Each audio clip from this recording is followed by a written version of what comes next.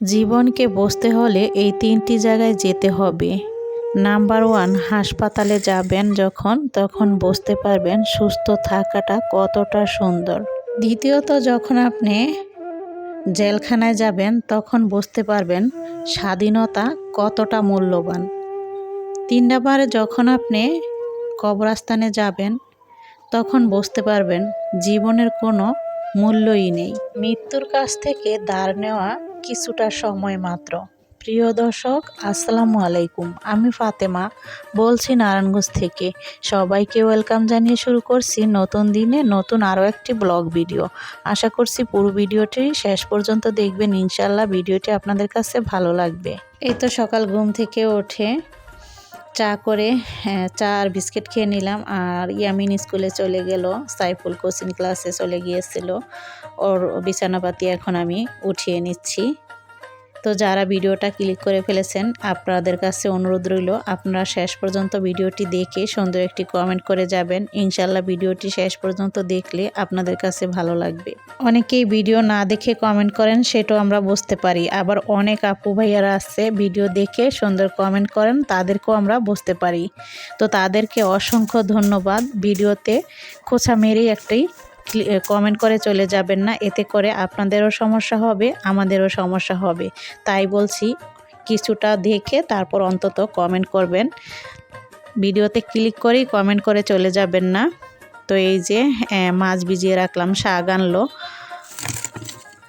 তো মাছ রান্না করব, মাছ ভিজিয়ে নিচ্ছি। আর শাকগুলো পরে কেটে নিব। এখন ডিম ভেজে সকালের ভাত খাওয়া হবে।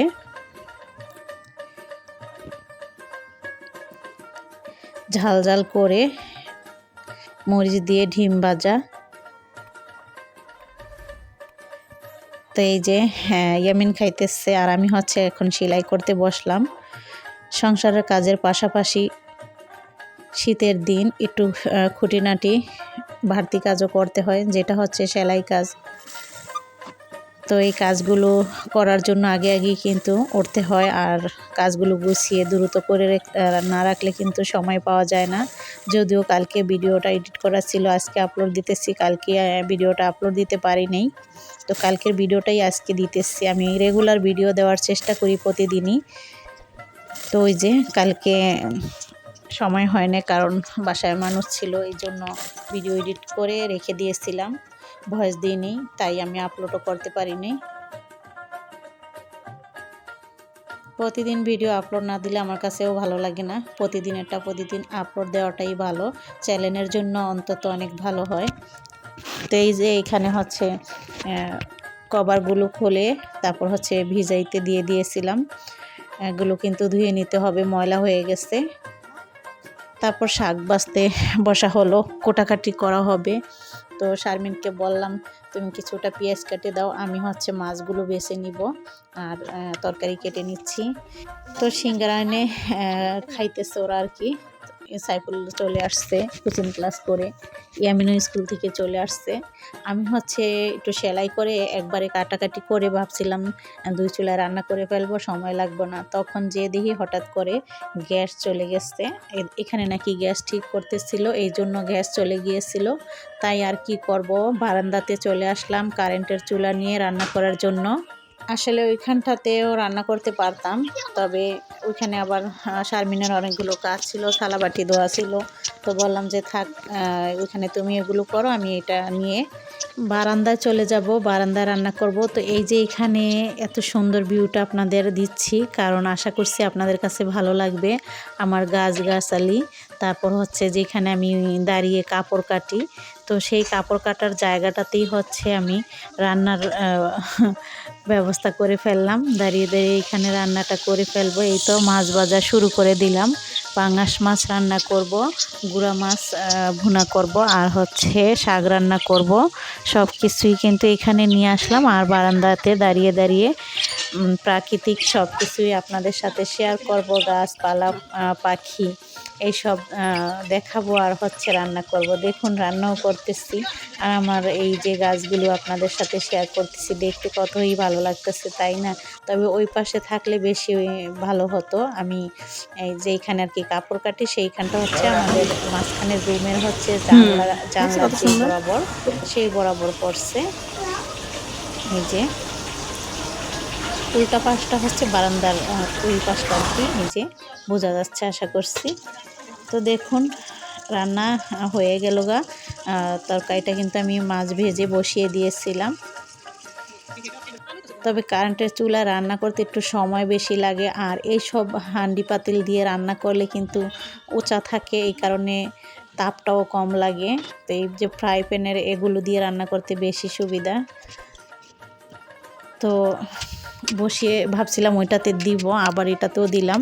আর আমার ফ্রাই প্যানগুলো পুরনো হয়ে যাওয়ার কারণে সেগুলোর তলুনিটাও বেশি একটা লেগে থাকে না আর কি, সমান হয়ে থাকে না, উঁচু হয়ে থাকে। তো রান্নার ফাঁকে একটু ড্রাগন কেটেও খাওয়া হলো। আর এই তো গুঁড়া মাছটা বসিয়ে দিব, এই জন্য হচ্ছে গুঁড়া মাছের সব কিছু হাতে মাখিয়ে তারপর হচ্ছে বসিয়ে দিচ্ছি। তো মশলাপাতি সব দিয়ে মাখিয়ে নিলাম। তারপর হচ্ছে একটুখানি হাতটা দিয়ে পানি দিলাম আর টমেটো উপর দিয়ে এভাবে ছড়িয়ে দিলাম। তো শাকটা বাগার দেওয়া হলেই আমি মাছের চচ্চড়িটা বসিয়ে দিব। শাকে কিন্তু অনেকটাই পানি উঠছে, রান্না করতে অনেকটা সময় লাগে।